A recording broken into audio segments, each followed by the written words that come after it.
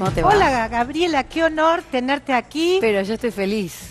Vos sabés que te quiero mucho, te valoro mucho, sé que has pasado, bueno, has tenido una vida tan difícil, pero te has superado siempre, tan mona además. Venís de una Estoy cena. adelgazando y estoy feliz porque estoy adelgazando, mira. Así que vengo corriendo porque hoy arranqué muy temprano a la mañana, tengo la voz medio rara, como todos estos días, y fue gracioso porque a la gente le decía, los que me pedían audiencia o verme, le decía, mira, cuando termine la campaña voy a estar un poco más tranquila. Terminó la campaña y se me vino todo el amontonamiento de cosas que tenía por haber tenido la campaña, con lo cual ahora estoy peor que cuando estaba en la campaña. Bueno, pero se te ve muy bien, sí, realmente trabajando mucho. Estás desarrollando además un plan de movilidad, ¿no es cierto? Que es muy importante y sobre el que ya vamos a hablar y vamos a traer también a quien maneja esa área, pero obviamente con la vicepresidenta de la Nación, que ha sido vicejefa de la ciudad, que ha sido diputada de la Nación, que ha sido senadora de la Nación y que hoy es vicepresidenta. Obviamente le queremos preguntar por los consensos básicos que ayer anunció el presidente, y vos, vicepresidenta, estabas ahí en la primera fila. Realmente, ¿vos qué sentís? ¿Es una expresión de debilidad o es una expresión de fortaleza del presidente?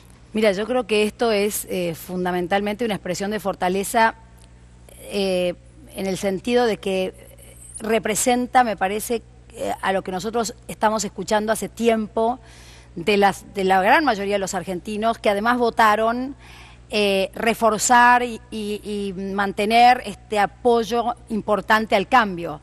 Vos pensás, Silvia, que también, cuando vos decías Argentina Año Verde, yo pensaba, ¿cuántas veces hemos hablado de, bueno, pero la gente al final vota con el bolsillo, y entonces cuando vota por el bolsillo el tema institucional queda de costado? Bueno, esto también está cambiando. Digamos, hay realmente una situación, creo yo, de cansancio de nosotros mismos, en la gran mayoría de los argentinos, y digamos, es como que en algún momento dijimos, bueno, lo que pasa en muchas naciones, porque esto es historia de las naciones de cualquier lugar del mundo, es así. Durante tantos años venimos probando, ensayando y tratando de llevar el país adelante y no podemos. Bueno, evidentemente el camino del populismo, el camino de la demagogia no va. Tenemos que hacer el camino que más o menos hicieron los países a los que les va bien. Bueno, y ahí te quiero preguntar. Vos también estuviste en una reunión muy importante que se hizo en mayo de este año, también estabas sentadita en primera fila, escuchando a Roberto Tamames, que fue uno de los arquitectos del Pacto de la Moncloa. Ahí estaban Federico Pinedo, estaban Ernesto Sanz, estaba Miguel Ángel Pichetto. Yo te vi muy concentrada escuchando la experiencia del Pacto de la Moncloa. ¿Se parecen estos consensos básicos a los pactos de la Moncloa? Mira, yo creo que no tanto, sí el espíritu, ¿no? Sí el espíritu en el sentido de que, bueno, es un momento en el cual digamos, la gran mayoría de los argentinos, a través de sus representaciones institucionales como el sindicalismo, el empresariado, la academia, digamos, los distintos sectores que componen la sociedad, el gobierno, los gobiernos provinciales con los gobernadores, intentan empezar a hacer un proyecto común, ¿no? Empezar a tener ni siquiera un proyecto común, empezar a tener temas en común y tratar de trabajarlos en común. Con esto que decía Mauricio, que es tratar de ceder todos un poquito, porque cuando cedemos todos un poquito, es muy probable que si lo hacemos inteligentemente, ganemos más en el conjunto, ¿no? Que muchas veces te pasa, cuando vos estás en un grupo y decís, bueno, che, ponemos para la vaquita, y sí, en el momento que estás poniendo, estás perdiendo algo. Ahora, resulta que después eso, que ese pozo que se hizo en común termina siendo una apuesta mejor porque tenemos más en el conjunto. Y yo creo que esto también es así, es poner cada uno un poquito, ceder cada uno un poquito para poder tener más en el conjunto. Y creo que en ese sentido sí tiene un espíritu similar. Ahora, el contexto histórico no tiene nada que ver. Claro. Porque aquello era salir de una situación muy de una difícil. Dictadura, 40 años de franquismo. Exactamente. Y ahora estamos acá nosotros tratando de salir de un sistema de gobierno y de una manera de hacer la política que no ha sido bueno para la gente, que no ha sido bueno para justamente aquellos ciudadanos que son los que trabajan, se esfuerzan, pagan impuestos, o sea, justamente para los cumplidores, ¿no? Y creo que en ese sentido tenemos que empezar a dar vuelta a esos con los que más cumplen. Y sí, porque al final, viste, como siempre, como se decía, muchas veces se casa en el zoológico, ¿no? Cuando se le va poniendo más impuestos al que ya paga impuestos, pero no se trabaja sobre la evasión y sobre la economía en negro. Bueno, se trata de empezar a trabajar sobre lo que hay que trabajar, ¿no? Ahora, Gabriela, ¿vos crees que esta convocatoria que hizo el presidente, que hizo el gobierno, va a ser entendida? Porque ya hoy hay, obviamente, cuando empiezan los detalles, empieza a haber ruidos, se ha quejado la gobernadora de Tierra del Fuego, hay preocupación en Mendoza. ¿Cómo ves que se van a ir acomodando todas esos intereses que también son legítimos? Absolutamente. Yo creo que lo importante es si todos coincidimos en que tenemos que poner algo.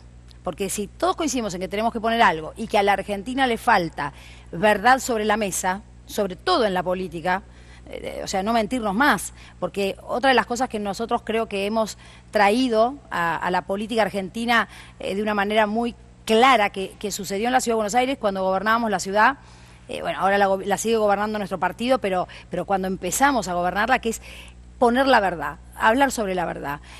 Y esto quiere decir que hay una verdad absoluta, no estoy hablando de eso, estoy hablando de los hechos, ¿viste? Cuando vos decís, mirá, la pobreza es tanto, hay maneras de medirla, así que no mintamos sobre esto, hay maneras de medir y de saber cuánto es la renta per cápita, o sea, lo sabemos, el PBI per cápita, eso lo podemos medir, esos son datos. Entonces, traer la verdad sobre la mesa ha sido, creo yo, una manera de empezar a tener la perspectiva y la esperanza de que podemos solucionar algo.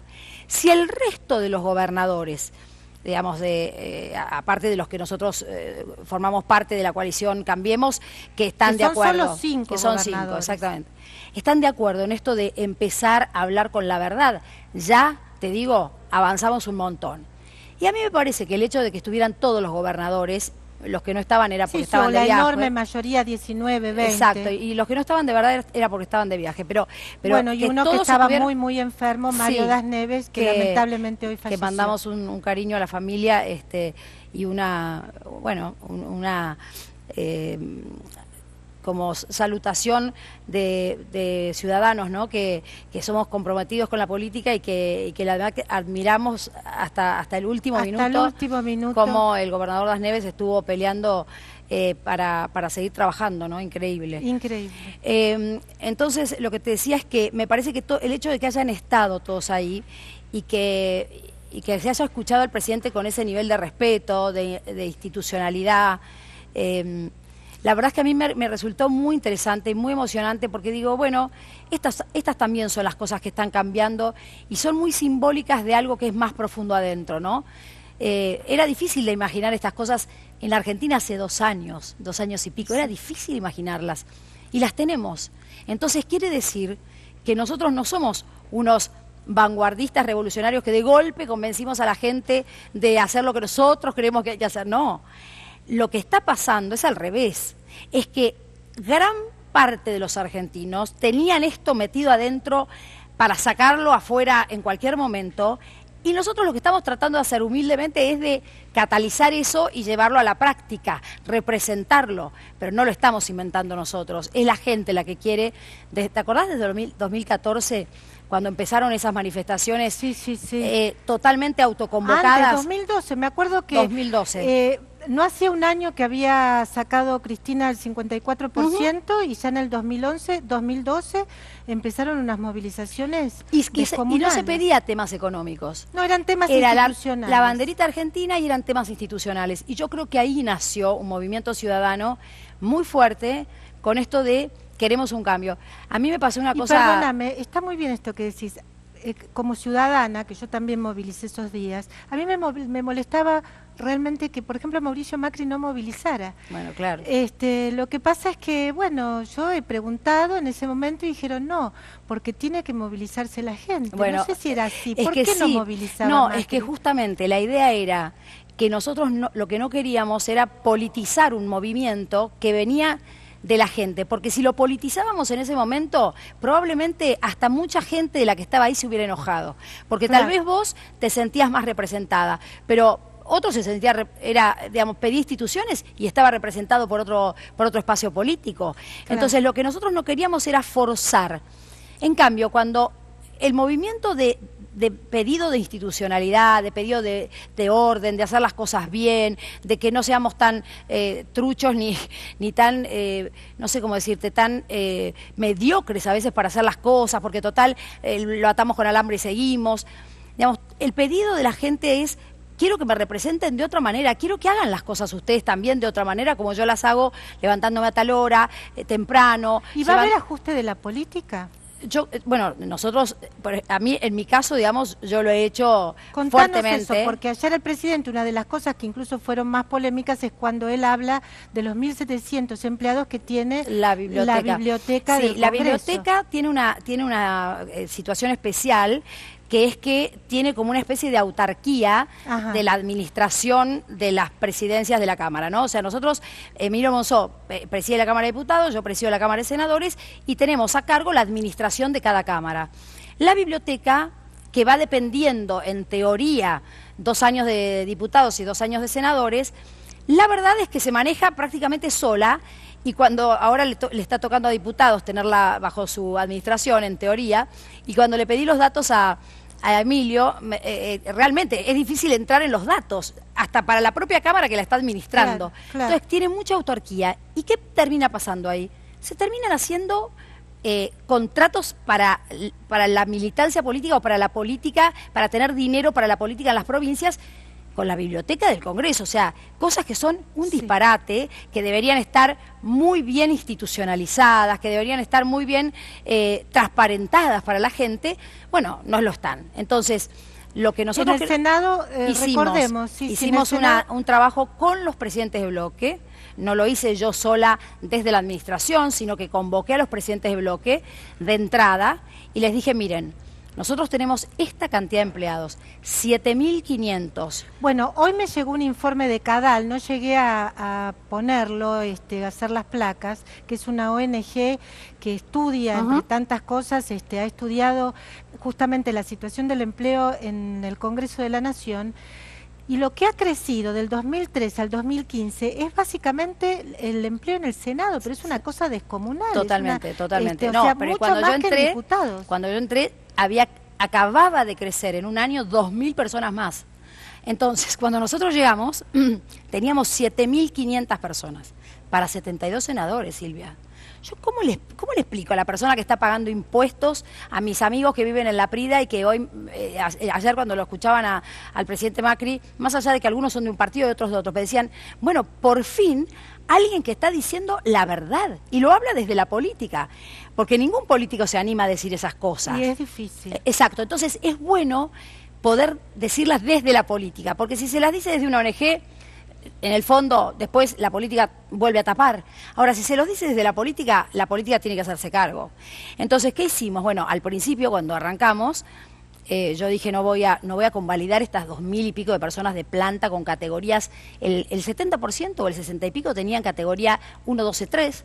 Imagínate, sueldos las más altas, sueldos más altos en ese momento que los propios senadores. ¿Cuánto de sueldo? Y suponete que en ese momento eran, en el año ese, 50, y sí, o hasta 70.000, porque si tenías un poco de antigüedad, cobrabas 70.000, y si tenías título, un poco más. Son digamos, nombramientos que hizo Amado Boudou. Que hizo Boudou en el término de 10 meses. Durante 10 meses hizo 3 decretos, y por 3 decretos nombró 2.000 personas en planta permanente. Algunos que venían de la calle directamente, ni siquiera era gente que había hecho algunos años en el Senado, en planta transitoria, ponele, y los elevabas a planta. No. Entonces, lo primero que hicimos fue eso, decir, bueno, esto no lo vamos a convalidar, y además vamos a empezar a cortar servicios que el Senado no necesita, y ahí encontramos un montón de cosas. Una productora que le prestaba 2 cámaras al Senado y resulta que le cobraba como 30 millones de pesos al año por las 2 cámaras. Sí, eso me cuenta Paula Schuster, que está a cargo del área de la comunicaciones. Directora de comunicación del Senado. Montones de cosas. Ese gasto absurdo. Y además los precios. Es un trabajo que hace ella. Absolutamente. Y además los precios, ¿viste? Porque los precios también en nuestro gobierno, y esto es en general, no solo el legislativo, el Senado o la Cámara de Diputados, sino también el Ejecutivo. En general, nuestro gobierno ha disminuido los precios de de todo lo que se compra desde el Estado, entre un 20 y un 50%. Y ahí, ¿qué había? Corrupción. La corrupción era de entre el 20 y el 50%, Tremendo. porque esos sobreprecios eran los famosos, digamos, retornos a los funcionarios o repartija. Sí, las entre... coimas Exactamente. Que están en las arcas personales de vaya a saber, bueno, Una bien clara es el kilómetro de asfalto, Sí. que a nosotros nos sale exactamente la mitad de lo que salía Qué bárbaro. en el gobierno kirchnerista. Gabriela, ya que estamos hablando de ajustes de la política, está trascendiendo la posibilidad incluso de que haya algún achique también, digamos que hoy hay 23 ministerios, que sean menos ministerios, que algunas oficinas de los ministerios se eliminen. Mira, la Vos verdad que es que estás ahí, vas a todas Sí. las reuniones de coordinación. coordinación y que estás obviamente ahí en la mesa del presidente. ¿Escuchaste eso? ¿Se está discutiendo eso? Lo que estamos pensando es no necesariamente en achicar ministerios o, digamos, o sacar tal o cual oficina, sino en ver de qué manera podemos, por ejemplo, no superponer gastos o hacer dobles gastos para lo mismo en ministerios distintos. Tratar de coordinar mucho más tareas. Nosotros ahora en el área de discapacidad, con la Agencia Nacional de Discapacidad, al juntar todo lo que tiene que ver con la política de discapacidad en un solo lugar, vamos a poder hacer muy probablemente ahorros en lo que tiene que ver con la estructura, porque obviamente si nosotros, digamos, y gente que se dedicaba a determinada tarea, en vez de que haga esa tarea, hacer otra cosa que es mucho más redituable para las personas con discapacidad, digamos, que le va a generar mucho mejores situaciones. Entonces, la idea es tratar de hacer que el Estado Nacional pueda ahorrar, y si tiene que generar más servicios porque hacen falta, generarlos desde ese ahorro, que es lo que yo estoy haciendo, por ejemplo, en el Senado. Yo voy ahorrando en cargos políticos, voy ahorrando en nombramientos que podría hacer la presidencia y yo no hago, y con ese ahorro estoy haciendo la reparación y la recuperación histórica de todo el patrimonio, ¿no? La parte del Palacio y la parte de la caja donde están las oficinas de los senadores, que estaba todo...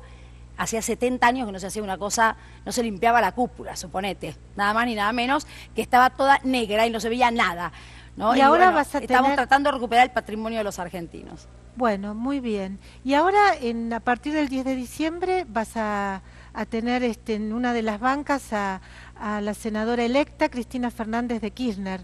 ¿Te preparás de algún modo en especial para esa circunstancia? ¿La conocés vos? En algún momento has tenido trato con ella, ¿no es cierto? Sí, alguna vez tuvimos una charla más o menos larga. Fue en el 2009 eso, hace mucho tiempo. La verdad es que... Mira, y me acuerdo que cuando ella ganó por el 54%, vos la saludaste. No, pero sí, pero... Y ella te lo reconoció. Eso sí, público. Pero en el 2009 fue cuando ellos perdieron la provincia, que yo me fui a charlar con ella. Bueno, pero lo que te quiero decir es que en el término de esto de pregunta de si me preparo o no, de alguna manera, yo creo que en realidad lo que pasa en el Senado es que el Senado tiene una especie de cultura bastante respetuosa de preparación de los discursos o de las cosas que cada senador va a decir en el recinto con mucha seriedad. Se trata de ser bastante profesional en cada cosa que se hace, lo más profesional posible. Hay como una cultura de jerarquizar el trabajo que se hace en el Senado. Y entonces hay como una cosa de más calma por ahí que en la Cámara de Diputados, que está todo el mundo, digamos, gritando por ahí a veces son menos, además. Con otra pasión. Bueno, somos muchos menos, somos 72 contra 257. Ahora, yo creo que esto va a depender mucho de cómo la expresidenta realmente se maneje, porque esa cultura ya está instalada en el Senado, ya hay ese respeto, viene mucho antes de que yo fuera presidenta, es una cosa en la cual ha tenido mucho que ver el bloque mayoritario con la conducción de Miguel Ángel Pichetto, que es uno de los senadores que hace tiempo está y que ha puesto esto como una cosa realmente muy firme. Entonces no le gusta a la gente que está en el Senado, no le gusta tener gritos en la Cámara, aplausos, ¿no? O sea, es como que las cosas se hacen con un orden especial para no distraerse.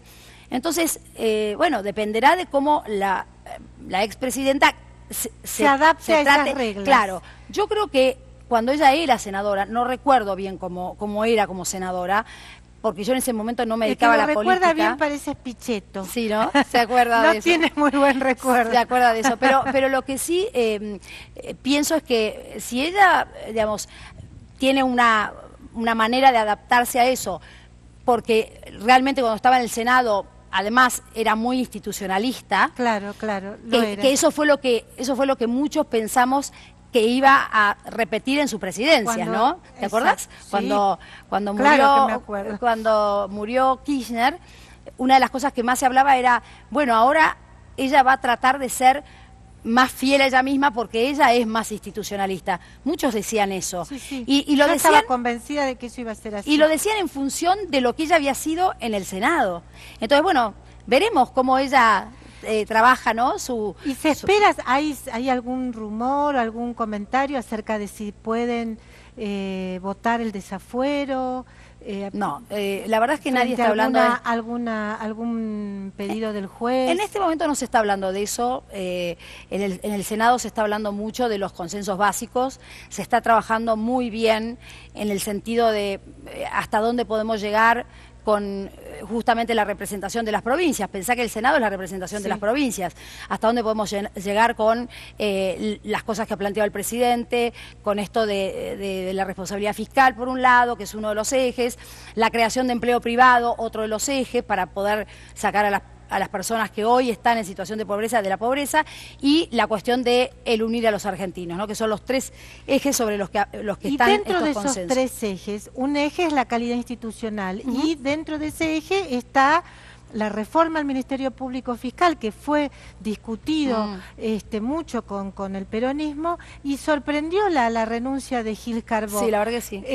¿Crees, Gabriela, que el gobierno, ustedes, van a escuchar, van a hablar con el peronismo en el Senado para ver, con Pichetto, podríamos decir, para proponer el próximo candidato a la procuración? La verdad es que sí, que se habla de todo. Yo, digamos, no sé si para definir juntos un candidato o pero se habla de todo en el Senado, como te decía, con mucha habitualidad, ¿viste? Y con una cosa muy natural de respeto entre todas las fuerzas.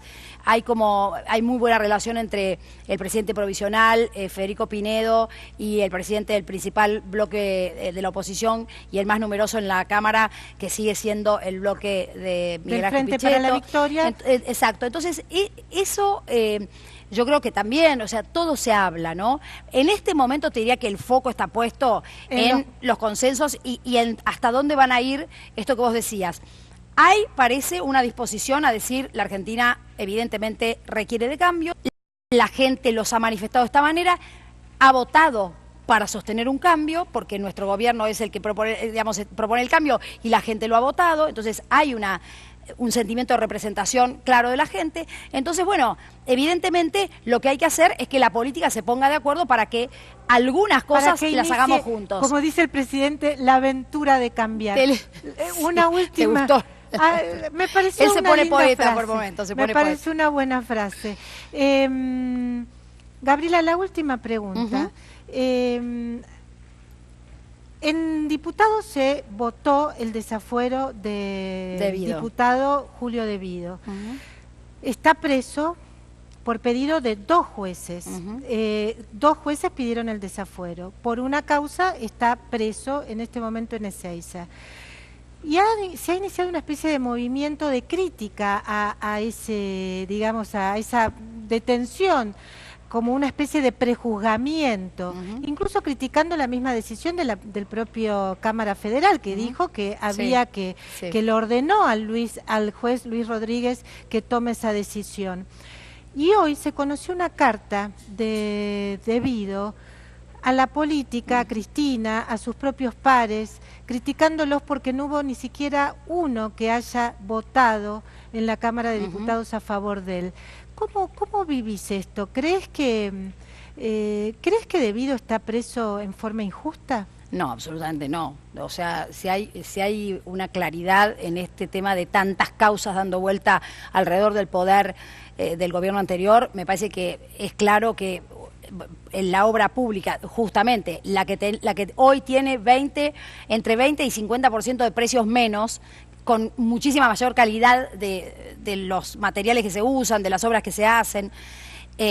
La verdad es que yo creo que si hay alguien que es central ahí, es debido. O sea, no creo en absoluto que sea injustamente preso, y además porque, como vos misma estás diciendo, la justicia es la que determinó esto, no fue el gobierno. Es más, los periodistas muchas veces nos han criticado y ni que hablar algunas, digamos, personas que se manifiestan muy a favor del cambio y de las cosas que la Argentina tiene que hacer, en definitiva, para poder salir de este atolladero de no poder crecer nunca y realmente empezar a crecer y a desarrollarse, pero en el largo plazo, porque si no, digamos, es como que te desarrollás por 3 años y te caes en el cuarto, no sirve para nada. Entonces, bueno, digamos, si hay algo que creo que está claro, es que toda la corrupción que tenía que ver con los sobreprecios, las coimas, pasaba por el tema de las obras, básicamente las obras públicas, que eran las que tenía debido. Pero además, porque creo que es muy importante que, por eso te decía que nos criticaban porque nosotros no hacíamos nada, o no le decíamos a la justicia tal o cual cosa. Es que lo genial de esto y lo bueno de esto es que justamente no haya habido una intervención del Poder Ejecutivo, no haya habido una palabra ni del presidente, ni de la vicepresidenta, ni de ninguno de los ministros diciendo tiene que ir preso tal, como hacían ellos, ¿no? Con denuncias totalmente disparatadas que sacaban del diario, de Página 12, por lo general, porque era así, sacaban, digamos, un párrafo de que alguien había dicho tal cosa, el otro que había dicho tal otra, y entonces con esos 2 párrafos armaban una denuncia y empezaban a hacer unos procesos que eran una cosa... Entonces, digo, no realmente no tiene nada que ver. Entonces, digo, me parece que esto es lo que la gente valora y a la gente le hace falta. A todos nos hace falta, porque en el fondo también nosotros somos gente y ciudadanos. Entonces, nos hace falta a todos que definitivamente la Argentina tenga un antes y un después en el tema de la corrupción. Porque no hay ninguna posibilidad, Silvia. Y esto lo tengo clarísimo, lo tenemos clarísimo los que estamos hoy en el gobierno. No hay ninguna posibilidad, y ojalá lo tengan claro realmente todos los que están en el gobierno, de que tengamos, digamos, algún sector o alguna cosa de amigabilidad, como digo yo, o de cercanía con la corrupción y pretendamos cambiar la Argentina. No hay ninguna posibilidad, porque la Argentina cambia en tanto seamos enemigos de la corrupción. Porque esa es la gran clave, ¿no? Esa es la gran clave. Si somos enemigos de la corrupción, si la corrupción en la Argentina va a ser combatida desde el más alto puesto hasta el más bajo, entonces sí, me animo a decirte, estamos en un excelente momento para poder salir adelante. Y creo que ese es el factor número 1 que hoy, digamos, nuestro gobierno ha tomado como bandera para ir adelante, ¿no? Bueno, interesantísimo escucharte, Gabriela Michetti. Igualmente. Estamos realmente muy agradecidos por tu visita aquí a los estudios de Crónica Televisión y bueno, nos seguimos viendo. Me encantó venir, la verdad que lindísimo el estudio que tenés. Wow. No es mío, es bueno, acá de las autoridades. Pero sos como la dueña de casa en este momento. Hoy, en este momento soy la dueña de casa. Gabriela, me despido. Bueno, mucha suerte. Muchas gracias. Que estés bien, Silvia. Encantada de verte.